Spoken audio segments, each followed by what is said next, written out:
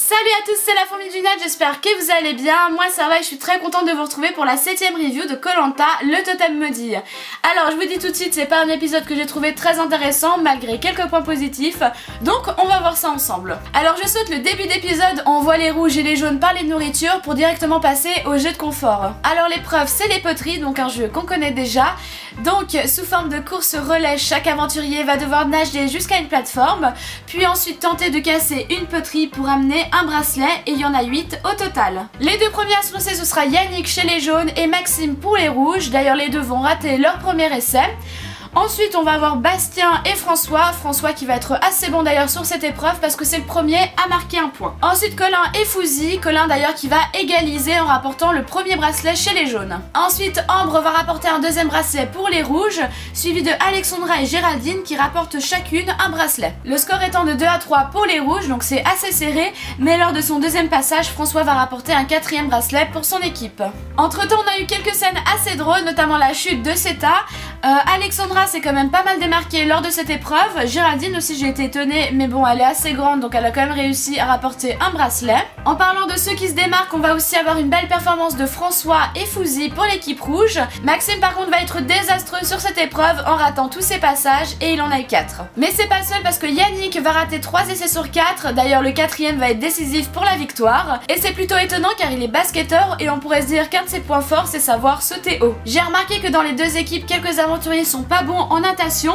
J'ai d'ailleurs l'impression que les jaunes ont perdu du temps par rapport à ça, mais le retard sera rattrapé par Alexandra qui est une très bonne nageuse et qui d'ailleurs a ramené 2 bracelets. Alors cette épreuve était plutôt sympathique à regarder, d'ailleurs il y avait pas mal de suspense, surtout au début, avec un score de 2 à 5 pour les rouges. Et ensuite c'est la remontada avec Colin, Nicolas, Alexandra et Olga qui arrivent chacun à récupérer un bracelet, et donc le score est de 6 à 5 pour les jaunes. Et là encore une fois François arrive à rattraper les jaunes en rapportant le 6ème bracelet. Ensuite c'est Colin et Fouzi qui ramènent chacun le 7ème bracelet pour leur équipe, et là ça se joue entre François et Yannick. Donc François, je le rappelle, a été très bon sur cette épreuve, Yannick un peu moins. Et au final c'est Yannick qui ramène le 8ème bracelet pour son équipe, et donc c'est les jaunes qui remportent la victoire. Alors personnellement j'ai beaucoup aimé ce jeu de confort, il y avait des égalités, donc du suspense, c'était dynamique et du coup très sympa à regarder. Évidemment à la fin de l'épreuve les rouges sont dégoûtés d'avoir perdu, en particulier François qui est vraiment déçu de ne pas avoir réussi à rapporter le 8ème bracelet. D'ailleurs Maxime va aussi s'excuser pour sa contre-performance, c'est con parce qu'il s'était quand même entraîné. Alors parlons de la récompense, donc les jaunes vont partir une nuit sur un bateau, bien sûr ils vont pouvoir bien manger et se reposer, mais ils vont aussi pouvoir organiser un deuxième spectacle de danse. Et en plus de ça, ils vont pouvoir s'entraîner au prochain jeu d'immunité, donc ce sera la catapulte. Et en ce qui concerne la malédiction, bah au final c'est juste ne pas s'entraîner pour le jeu d'immunité.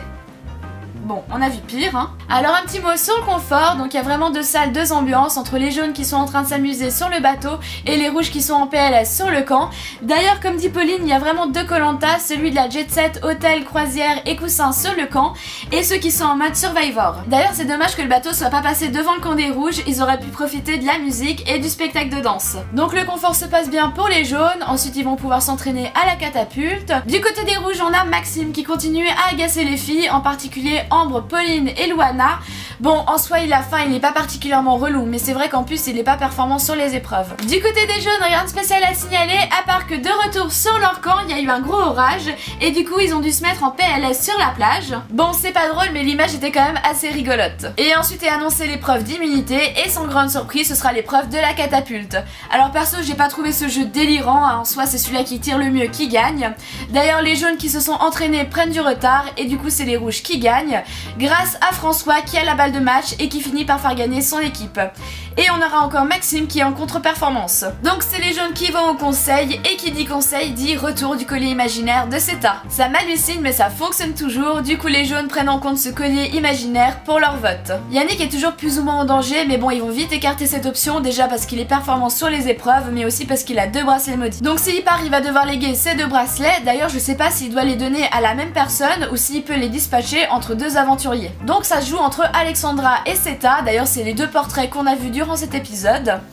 Coïncidence? Je ne pense pas. D'ailleurs, la stratégie de Hanso et Colin, c'est qu'il y a une majorité de vote contre Seta et qu'elle joue pas son collier. Tu m'en diras tant. Et donc arrive le moment du vote, et là, à la grande surprise de tout le monde, Seta ne joue pas son collier. Donc ça va être égalité entre Seta et Alexandra qui ont chacune 4 voix contre elle. Donc Denis va demander aux aventuriers d'aller revoter, ce sera à nouveau une égalité, donc ça va se terminer à la boule noire. D'ailleurs, avant de choisir qui va commencer à piocher, Seta propose un Shifumi, et j'ai bien regardé les images, Alexandra va nous sortir un puits. Alors le puits n'était pas mentionné, mais grâce à ça, c'est Seta qui va piocher la boule blanche, et donc c'est Alexandra qui va quitter l'aventure. Et avant de partir, elle va quand même demander à Seta pourquoi celle-ci n'a pas sorti son collier, et Seta va répondre qu'elle est joueuse. Tu m'étonnes. Ce qui va peut-être permettre aux autres aventuriers de ne pas remettre en compte l'existence de son collier. Et voilà, c'est la fin de ma review, j'espère qu'elle vous aura plu malgré un épisode pas très divertissant. La semaine prochaine, ça risque d'être un petit peu mieux avec la réunification, en tout cas je l'espère. D'ici là, n'hésitez pas à vous abonner à ma chaîne parce que dans quelques jours, il y aura un vlog dans une convention en Suisse où il y aura comme invité Denis Brognard. Et sur ce, je vous dis à bientôt dans une prochaine vidéo. Ciao ciao!